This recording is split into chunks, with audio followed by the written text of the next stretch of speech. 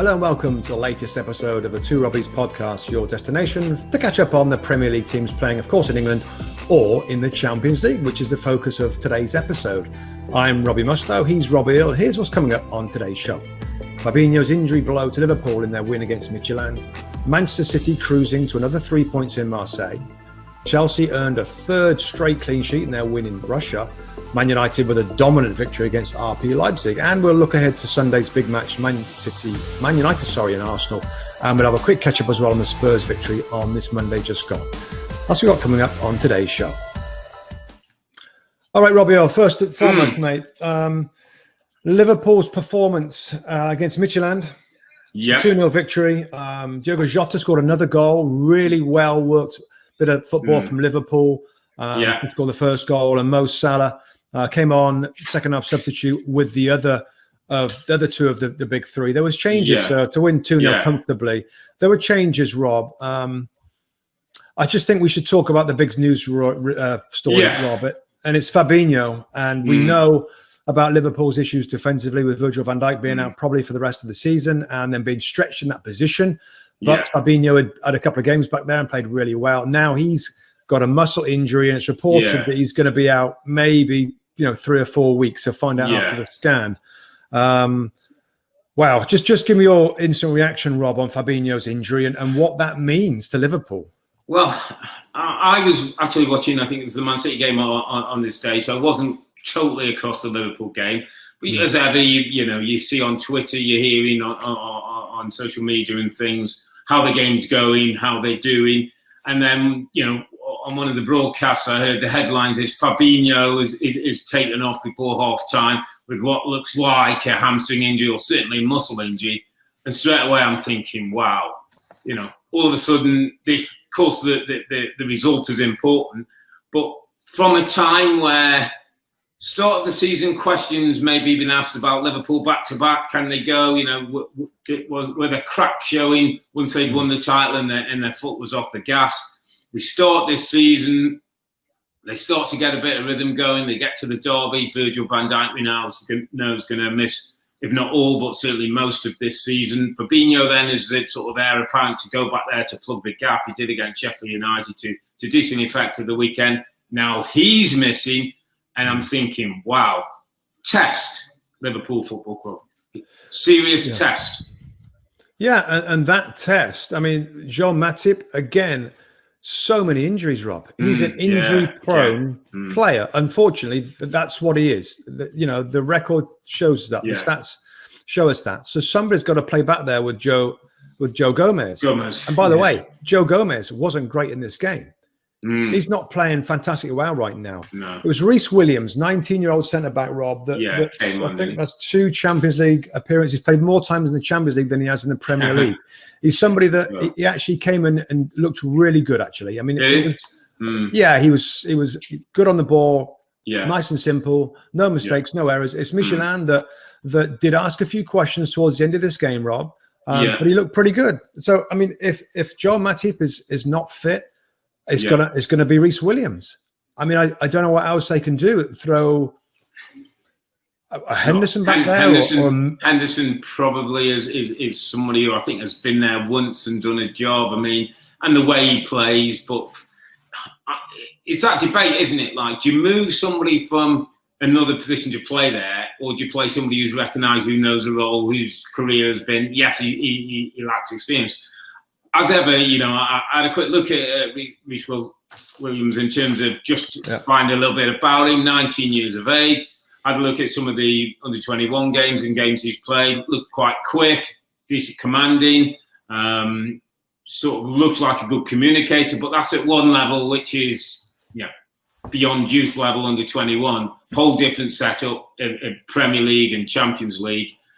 So big decision really for Jurgen Klopp at the weekend. Does he blood the kid in and try and get him through a few games and see him through, or does he? I'd like to see that. I'd like to see that. I'd like to see that. It was interesting, wasn't it? So last season, when people were talking about them spending money and who's going to bring in the window, and he talked about if the right person come up, but he said there's some good young players at this football club, and I've got to give them the space and the time to get in the team. Here's a time. here's the time right now. Yeah, I mean, I know, Curtis Jones has come in the team we've seen and done well. Looks like he's mature and going to grow in there. There's a confidence and you kind of have to take that step of playing in first team football. There's nothing quite like it, whatever level, and these kids are going to have to find out. But I just feel that, I'm a bit like you. I'm almost thinking like, well, what have you got to lose in some respects? Yeah, it's early this season, Rob. Yeah, they've had a good start to the Premier League season. They're joint top, but they got West Ham United at home. And I mean, listen, you can probably pick out most Premier League teams and say they got players that can hurt a young, inexperienced centre back. Mikel Antonio, I think, has actually got some injury issues himself. But if he's okay to go, if he's okay to go, that's a tough opponent for a Reece Williams, a youngster. So that's the decision he's got to make now. It's just like that is the last thing that the club needed. It really was. And you talk about stretched resources. One thing, going back to the game, Rob, they did manage to rest the front three. I was going to say, the front three. First time, I think, in Europe, he's not played any one of the front three. I read somewhere after the game, which is interesting. He brought them on after about 60 minutes on the clock or so, wasn't it? Yeah, he did. Origi played on the left, Rob. It's kind of a bit of a weird one. It was a 4-3-3. Origi played on the left side, left forward, where Manning normally plays, and Minamino played the Firmino role, and Diogo Jota played on the right side front line. Yeah. But Shaqiri, who was no Salah? So that was your front three. Minamino, Jota. And midfield holding was Henderson, and Milner to his left and Shaqiri to his right. So Shaqiri had this little midfield role, and he had bits that was okay. The first thoughts on the game, Rob, just quickly on it, is that crikey, that these players haven't played much. Some of the ones brought in. So they were, as I expected, rusty. Origi struggled, was poor. Minamino took a long time to have any really impact. Didn't have a great impact. Jota's played more. He looked better. Shaqiri does something magical for the goal. The first goal, really well worked goal where Trent Alexander-Arnold's involved again at his best going forward. Plays the ball into to Shaqiri, who plays a lovely little left-footed ball back into his path, crosses it for a tap-in. Lovely football. But that took a while to get. And Liverpool, the 2-0 scoreline flatters them. They nearly dropped points. Midtjylland nearly scored. They got through on goal, chipped it over the goalkeeper, hits the post. A few minutes later, Salah is on the field and scores to make it 2-0. It was a good day because he's rested his front three, give him a bit of a rest. They've had some minutes, but they'll appreciate that. And other players will appreciate the minutes that they got. So in that regard, it was good. It was good that they got the victory. I mean, that's the time to do it against Midtjylland. That's when you do rest your star players. It worked out fine. It wasn't great, but I think Klopp doesn't care at this point. After I think like the Ajax result wasn't it's not been the brilliant football, but they're getting the results.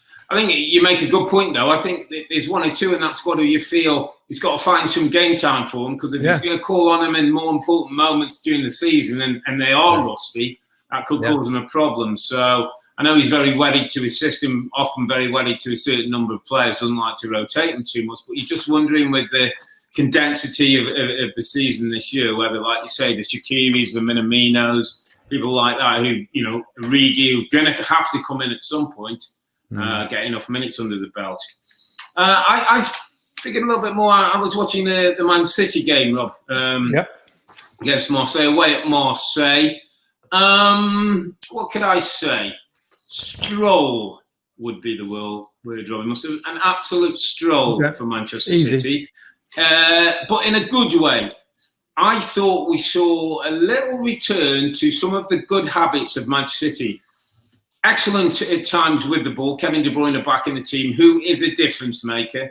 Not only in the passing and in the movement and the quality and technique that he's got. You could write a list of great attributes. Tell you what he's got more than anything, Rob. He's got a drive about him that's infectious to his players. He's such a driven individual, this guy. He berates his teammates when they don't pass the ball well. He gets up and down the pitch. He was playing balls from deep and playing people in. He was running beyond fullbacks and getting in spaces. I mean, he must be an absolute dream for Pep Guardiola. Do you think he's always been like that, Rob? Has he always been like that? I mean, I'm not sure he has. I'm not sure he's always been like that, by the way. He's more driven. I tell you what stood out to me, Rob, and it's one of the things I remember when Roberto Martinez, remember maybe a year or two ago, he came into the studio and he was with us, and as ever, we were doing the games, and during the games, we were asking about players and his time at Everton and blah, blah, blah. And I remember I think we talked to him about Kevin De Bruyne, and I said to him, what's De Bruyne like? And he said, great player, everything, but we said challenging. And he said, but what I mean by challenging is when you put a session on, you'll work as hard as you'll do it, then he'll come after to you and say, why are we doing that? What's the benefit of that? How are we going to get that on Saturday? He's that guy who wants to know, who's driven by everything he does. And I think that's good, because I think he's a guy, Rob, that we've all had in training. When he, if he's injured, maybe training drops a bit. The day he gets back to training lifts. Yeah. Everybody realises, De Bruyne's back. Come on, let's go again. And I just think that's an important thing that they've maybe got back from him. He was wearing the captain's armband. It's the kind of thing I think I would give him at the moment. But he was the driving force in the win. Interesting setup for Manchester City. So he went Walker, Laporte, Diaz and Zinchenko came in at left back. I have to say, Kyle Walker played particularly well on this day. I think he's getting back to something like form. Rodri held with KDB and Gundogan either side of him, KDB to the left, Gundogan to the right. And then he had Sterling on the right-hand side, Phil Foden on the left-hand side, and Ferran Torres started as the central striker. Obviously, no Aguero here, and that could be up to a month, and no Jesus at the moment. And I'd say I quite liked Ferran Torres up front. He's quick. His build-up play was quite good. It was interesting, and I heard Pep say, it was one of them days where he said, because they played three at the back, Marseille, and wanted to block things off, he decided to play Sterling on the right, so he goes on his right foot and opens them up that way, and Foden on his left, so he naturally goes out, because normally he likes the wingers where they come in field. He said he felt there was too many numbers in the centre areas of the pitch, so he kept the natural players on their side to keep the width in the game, which I just thought was an interesting and a little insight into how he thinks and how he, just by putting players on that natural side affects the game.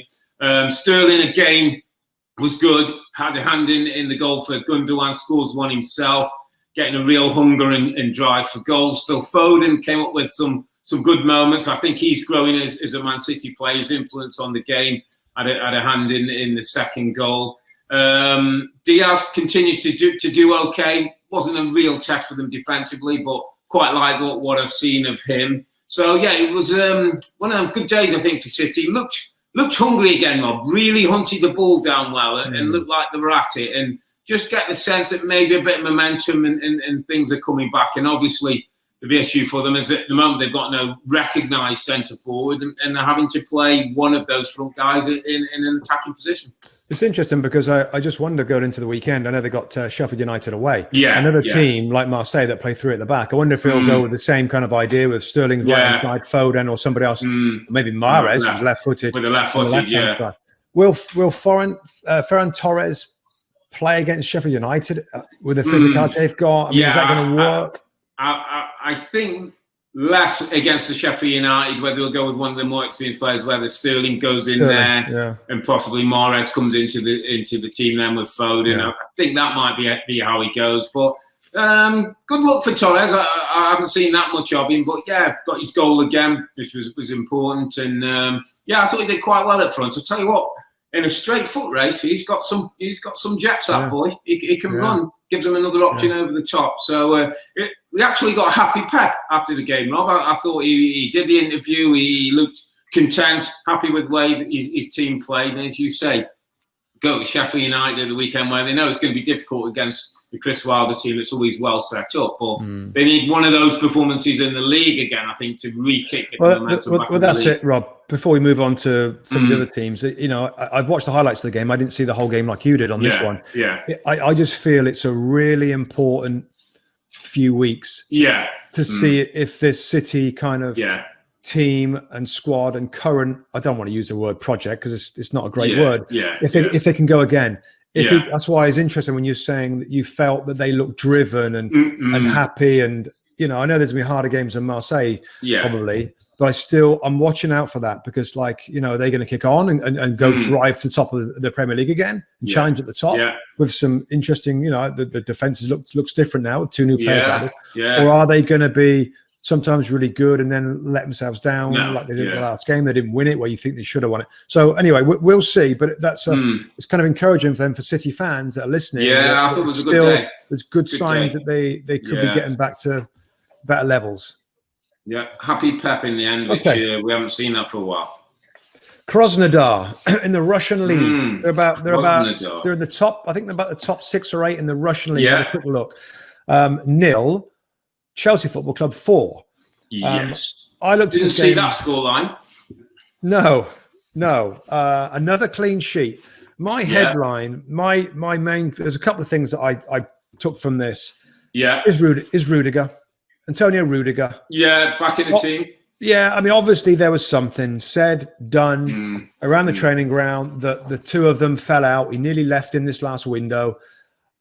As soon as you hear the signings coming in and Thiago Silva and stuff and Chilwell, I'm like, well, there it is then. It's Rudiger, Chilwell, Reece James, who has Piliqueta, and Rudiger and Thiago Silva. So the fact that he's back, he played really well. I thought he played well. I thought he played really well back there. Another clean sheet. Mendy again was strong. It was a difficult. It was a difficult game in the second half. Started difficult, wasn't it? Yeah. The first half was very different from. I thought they didn't start bad. Krasnodar were excited to have Chelsea there. Some fans in the stadium, weren't they? That lifted you a little bit, which is like something new to us. But you're right, and I've said it for a while. I still think there's a Chelsea career for Rudiger at the football club.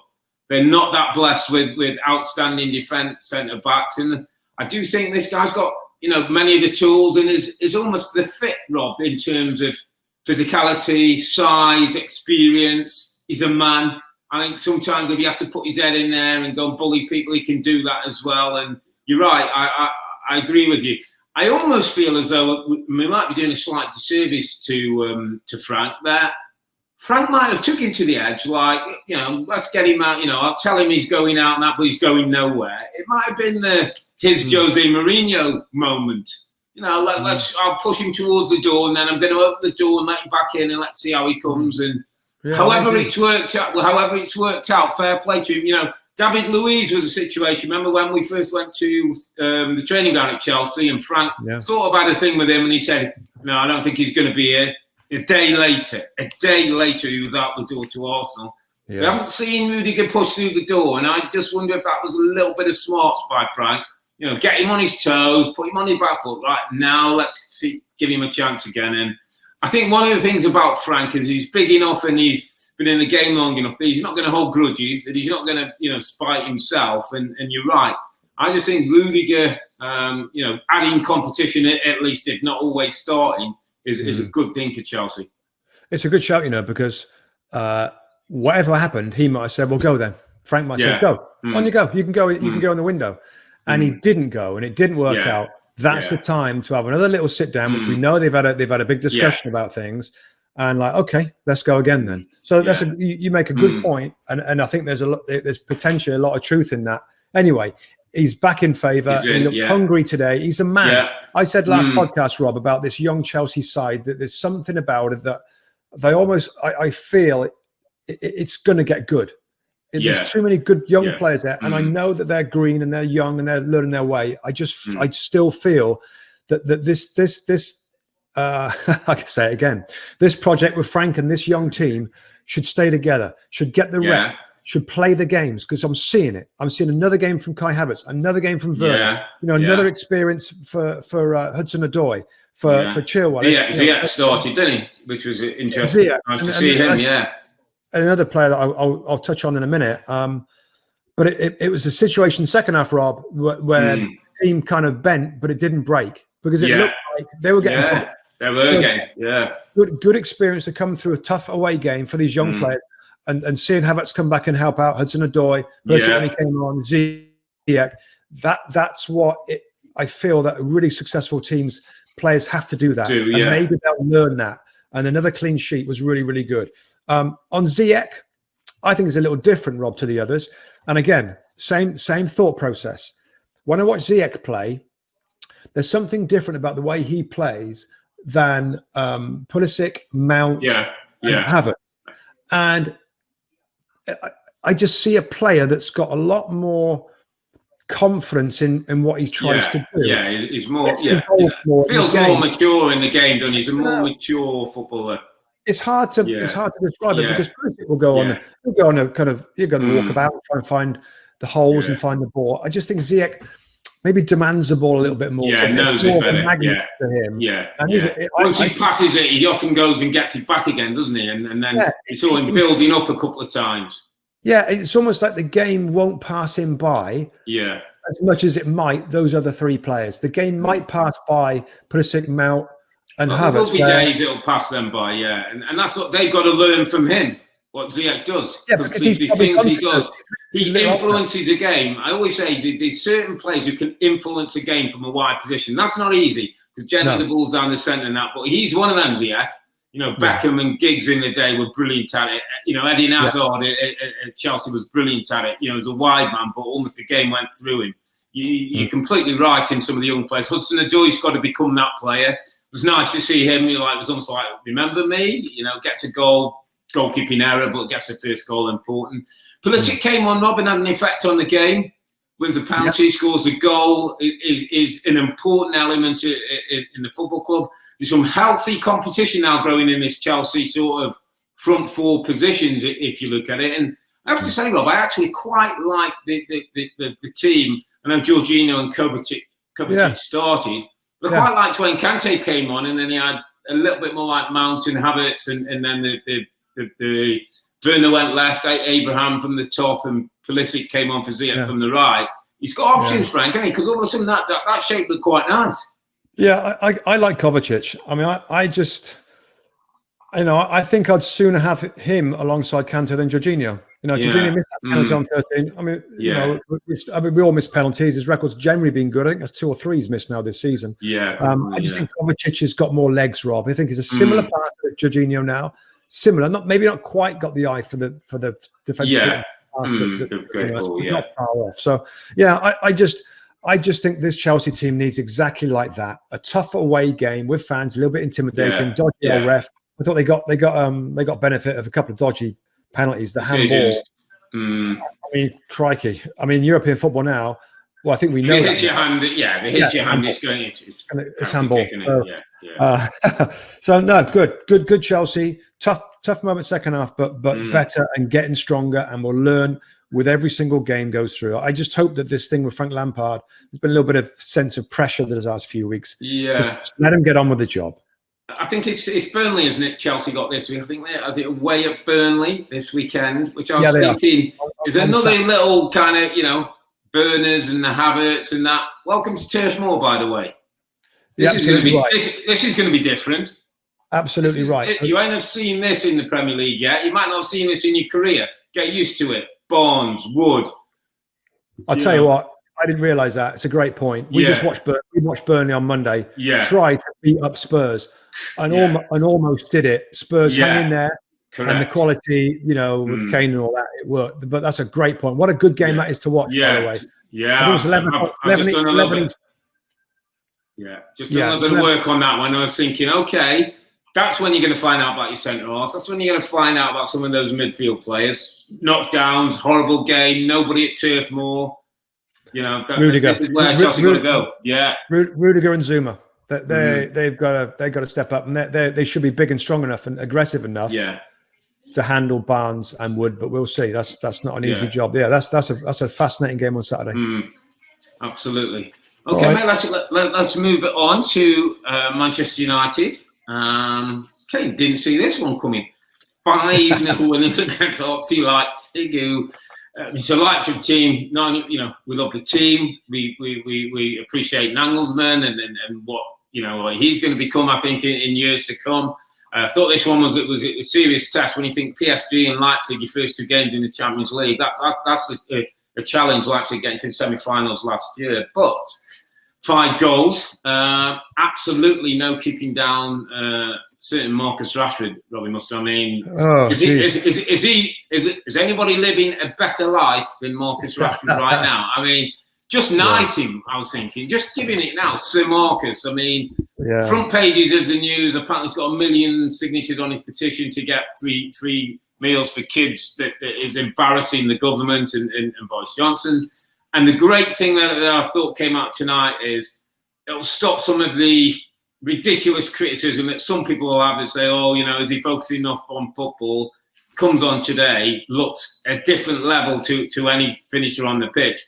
And more than anything, Rob, is starting to the maturity off the pitch and obviously the things he's involved in. And I think I said it the other day, sometimes that inspires you, sometimes that helps you, sometimes that focuses your mind a little bit more. And I think he's that kid. And I kind of wanted to just point back to something before we talk about the game generally. Do you remember, it was probably less than 3 years ago, Jose Mourinho was manager of Manchester United in the Champions League game. Young Marcus Rashford went through, missed the post, and he turned around, and it was a time when we fortunately had fans and the directors in the box. And he turned almost to the director's box and fans and looked as if to say, look, this is what I'm having to work with, you know, it's not the level. I'll never forget that, Rob. The time and the look and what the effect had on Marcus Rashford, and people had their views, and we both said as players, we know what that's like. And sometimes you look across to that, your manager, you just want to unlucky or a wink and a keep going, and it didn't come. And Marcus Rashford, from that young man to the mature, deadly finisher we saw come on today, is absolute chalk and cheese. You know what? Of all the players and teams that we do and we analyse and we talk about, Rob, I got to say, Marcus Rashford, I can't kind of read where it's going with him, because like today, and it went straight through my mind again. He looks, I mean, up against PSG, he looked as good a forward as anybody out there. Yeah. And today, going through some of the moves and his pace and his finishes and his tricks, and I'm like, God, he looks incredible. He looks like he's got the talent, the ability, the pace of the best in the game as a forward. And then there might be 3 or 4 games, Rob, where, you know, he's kind of quiet and his body language isn't very good. He doesn't get involved in the game. He doesn't do anything. And I was like, what is he going to be, Rob? So help me out. So in 2 years' time, when he's you know, nearing his kind of peak with his age and stuff. Yeah, was he 22, 23 now, isn't he? So yeah. I mean, I feel like he could be a similar player, or he could be the best striker in the Premier League by a long way. Where do you stand on that flipping scale of? Do you know what I mean? Because he looks like $1 million and like class act. Do you know one thing about him, Rob? And this is absolutely in no way criticism. Actually, this is a compliment to the man. And I'm talking about him being the man now, not the footballer. He's on 2 goals. He's never scored a hat-trick for Manchester United. He's on 2 goals. His teammate hasn't scored this season. He allows Anthony Martial to take that penalty kick. They have this conversation. They end up having a bit of a laugh between them. He allows Anthony Martial on a big night, Champions League football. Maybe you never get a hat-trick again. Might never be in this situation. Who knows? You'd like to think he is. But first champion would have been his first Premier League, his first hat-trick for Man United. He allows Anthony Martial to take the kick. That tells me he's kind of a special individual. I've played with centre forwards, Rob. I wouldn't even dare look at them with 2. I've scored 2 goals. I told you once the story. I was at Anfield back in the day, scored 2 goals. We get a penalty kick. I go up to John Fashion, who like hat-trick at Anfield, something you can, you know. The second word he said was off, and I'll let you guess what the first word was. I mean, there was no way I was getting near the ball. And you know what? Part of me was like, that's who he is. He's a finisher. I think that Marcus Rashford wants to be a great footballer that will get goals and a lot of goals. I don't think Marcus Rashford's driven in the Shearer mould, in the Kane mould, in the Aguero mould. Right. So what you're describing, Rob, is in a lot of ways a detriment to his career. He's a nice guy. I don't know if it's a detriment. No, I think it is. You just said it. Because you're just saying to me that everything is about goal. You're suggesting it's just got to be about goals. I'm saying to you, he's more. He wants to be just. I would say, he reminds me of personality, and forget the pleasure. Eden Hazard. He's Eden Hazard, brilliant footballer. Will get goals. Yeah. But you can't. Yeah, but I'm trying to say that that's a detriment. He hasn't. You said he wasn't driven. You said he'd rather give to other people. You said I didn't say he wasn't driven. I said he's happy. He appreciates other things and other people. How about Ronaldo? I'm going right to the top. No, he wouldn't. Yeah, but that. But should he have the killer instinct of a Ronaldo up to take his game to the very top that he could?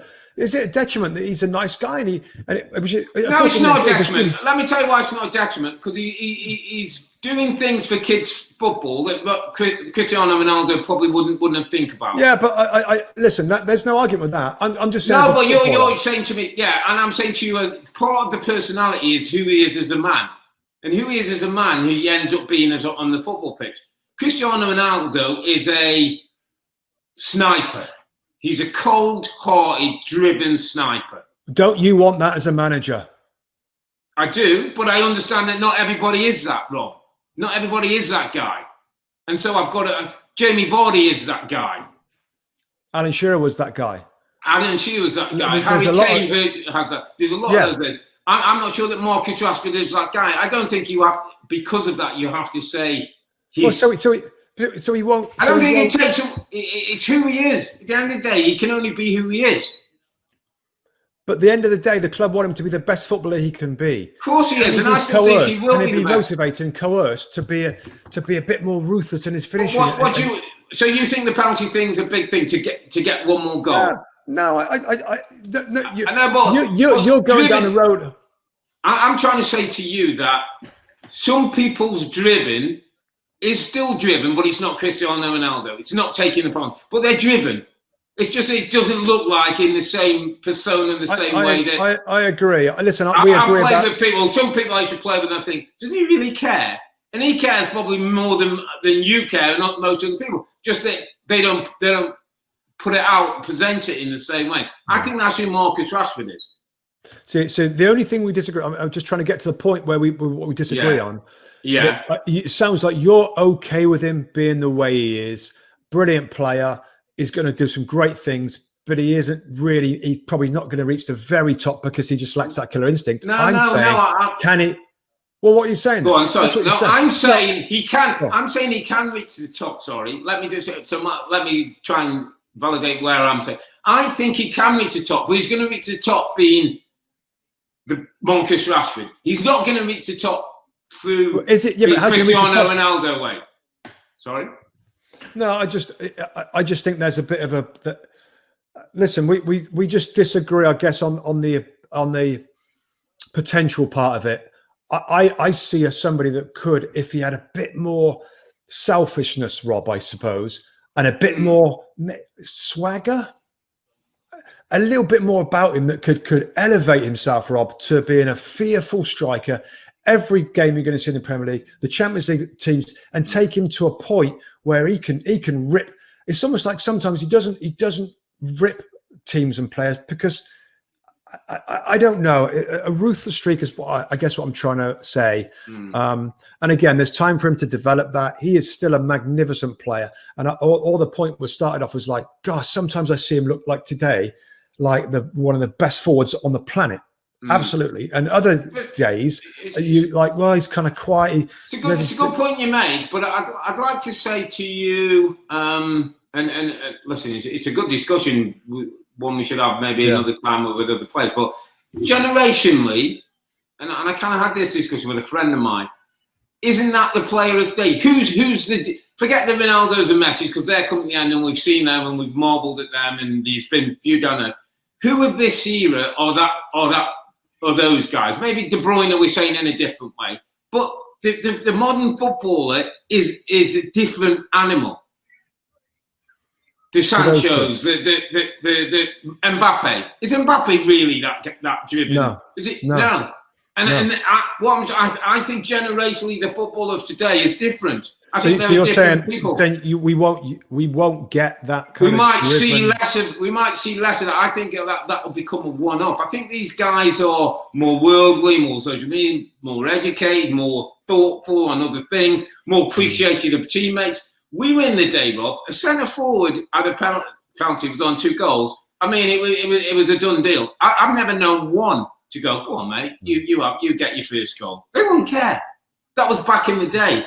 I think today people are more thoughtful and understand each other, and he wants to get Martial off and running. That last question on it, Rob, I just hit you with it. Okay.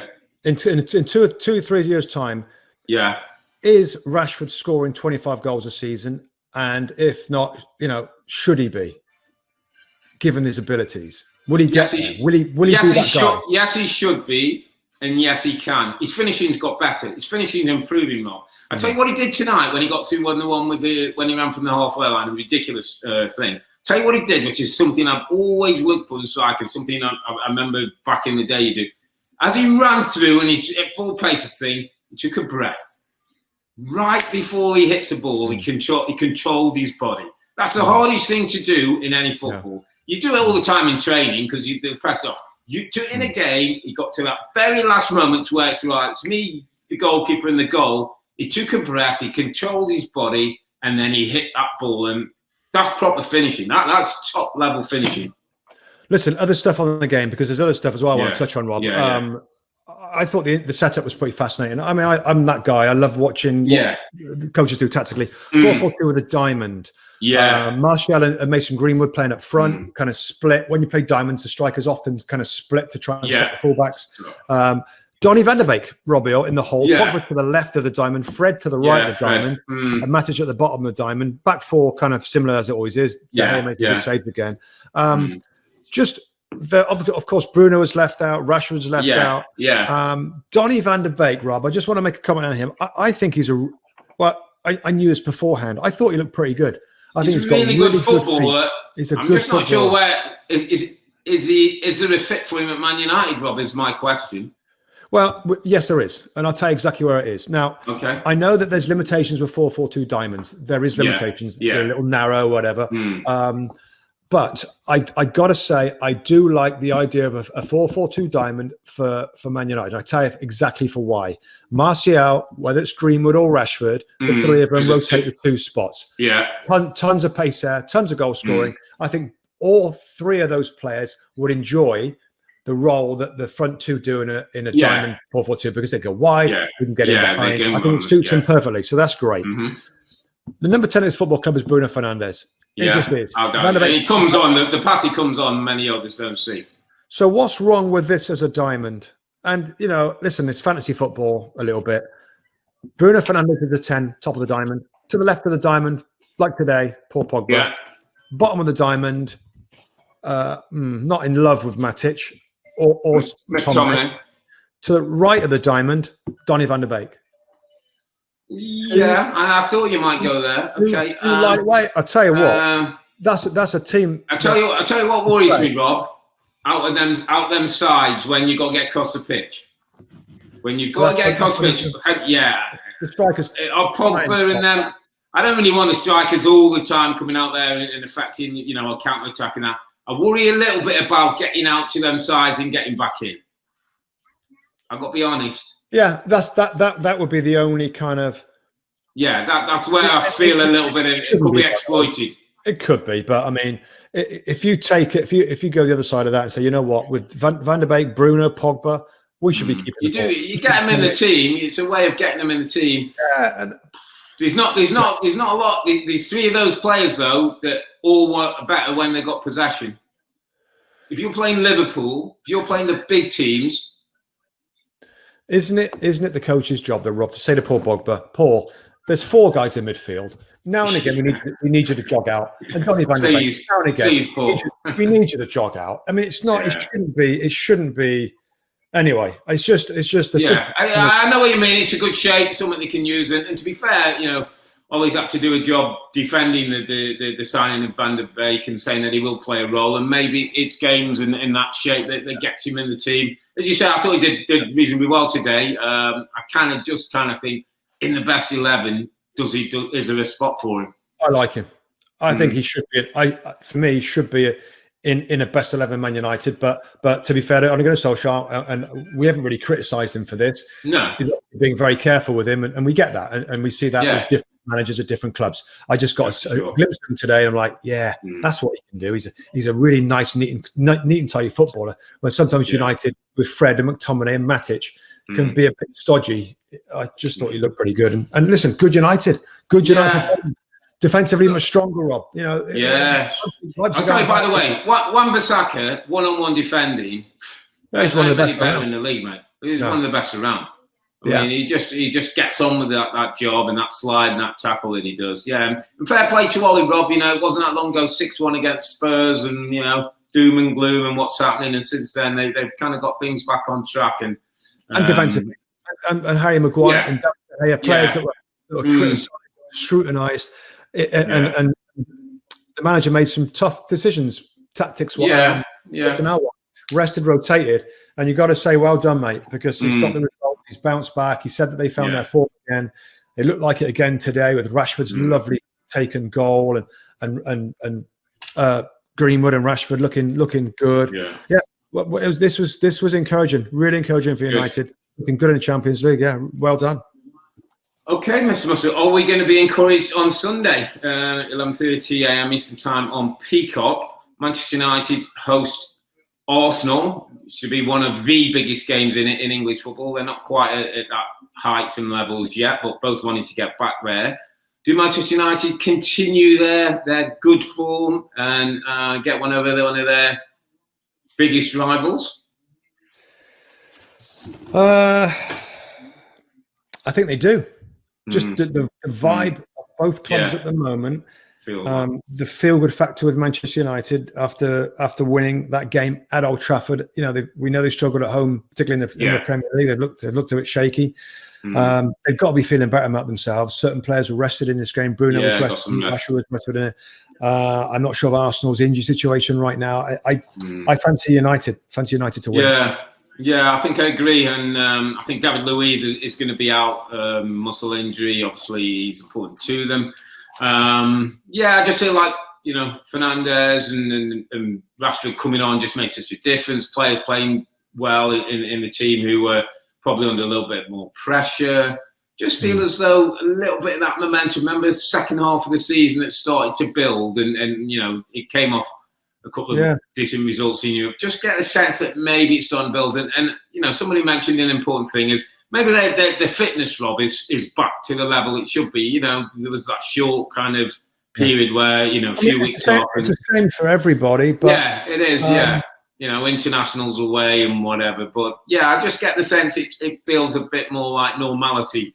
Normality is coming. In terms of the odds, Rob, and our partners, PointsBet Sportsbook, have threw the odds out on this one.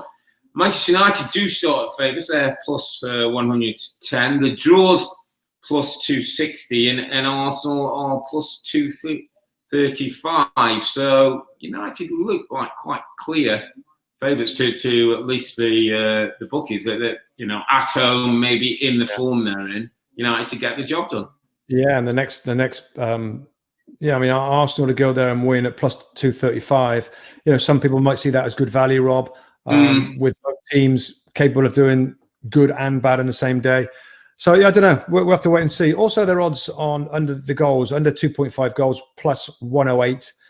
Over 2.5 goals is minus 135. So they feel. What are you thinking on that one? Yeah. They obviously feel there's goals in it. And I tend to agree with that. I know that the last weekend, maybe a lot of the coaches got everybody to calm down a little bit with some of the results. Defending. And United's defense has been better. But I like it the other way, mate. I like it when the goals are thrown in and we can't believe what's going on.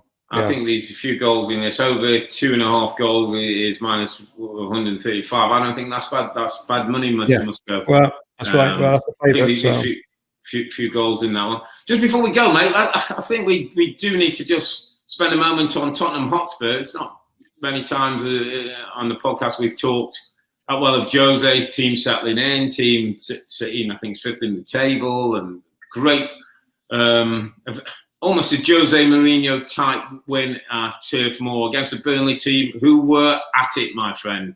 Physical, getting balls in, looked like they were going to batter their way to 3 points, and Tottenham stood up and got a massive 3 points. Yeah, I think we know, and probably all our listeners know, how good that will make Jose feel. That's the exact sort of game and performance that he's been asking for from day one, from the documentary episodes to the mental strength, to the will to win, to the rebound and go again, to bending and not breaking. That was exactly what they did. And they found a way through a kind of a little bit of an unusual set piece with flicked on and Son scoring again. But there were some tough moments. First half, they got a little bit out physical by Burnley, which is, that happens to teams. But second half, the pace just dropped off a little bit of the Burnley press, and they got their football going a little bit and forced some shots and some corners, and the goal came. So a clean sheet for them. He will be thrilled at that, and they deserve it. And if they continue with that defensive kind of solidity, we all know what they've got going forward, Rob. They've got some exceptional players. Funny, I'll go on a little bit of a tangent. So I always, of course, I speak to my mum and dad all the time. I spoke to my dad today. And my dad was talking about champion teams. And he was sort of saying that you've got to have, he said 2, but exceptional players. Every champion team will have 2 exceptional players. So when you look back to Leicester, it was Vardy. Mahrez, team at that level in that league. Mahrez, Kante, and Vardy. We all know Aguero and Kevin De Bruyne and Vincent Kompany. We all know that Salah, Eden Hazard, and Eden Hazard or Drogba, exceptional players. We're talking about Man United, and did they have exceptional players? And it goes back to our little conversation. Is Rashford going to be the exceptional player? Right. But that's what he talked about. And I think that's, Spurs, they have, haven't they? They have got exceptional players. Kane and Son right now are exceptional. At the front end of the pitch. I'm not sure we'd say exceptional at the other end. I know, but that prerequisite, that they've got it.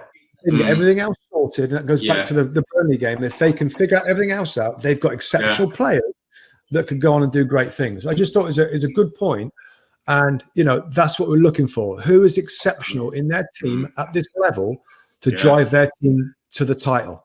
I like it. Robbie Mustoe and Mr. Mustoe Senior tipping Tottenham for their exceptional players are going to win the title. Absolutely love it. Well, it's been a good week, mate. It's been a great week for English teams in Europe. Liverpool, City, Chelsea and United. 14 goals scored midweek in the Champions League. None conceded, which is only a good thing for Premier League football. Talking of Premier League, make sure you download our podcast on Sunday. That's November 1st. First day of November, when we're going to look back at match week 7 and the big game that is at Old Trafford on Sunday, when Manchester United take on Arsenal, with both teams still needing some points in the league to close the gap at the top. But for now, I'm Earle. He's Mustoe, together with the 2 Robbies. Thanks for watching and listening. Be safe and stay healthy. It's a good night from me. It's a good night from him. Good night. Good night.